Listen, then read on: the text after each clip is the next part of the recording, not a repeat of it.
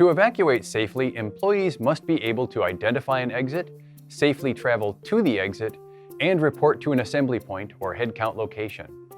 All exits must be marked by signs. Self-illuminating signs are common, but not required. However, signs must remain visible at all times, even during a loss of power. Metal or plastic signs could be visible from ambient or directional light, but emergency lights may be needed to illuminate them during a power outage. Employees must then be able to see where they're going. OSHA simply requires adequate light so that a person with normal vision can see along the exit route. OSHA prohibits placing anything in the exit route, even temporarily.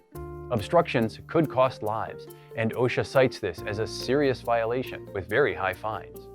Once outside, employees should go to a designated assembly point. You'll want to make sure everyone got out safely and notify responders if someone is still inside.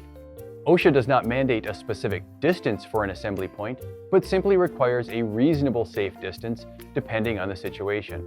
For example, the safe assembly point distance for a chemical plant would be further than the safe distance for a coffee shop.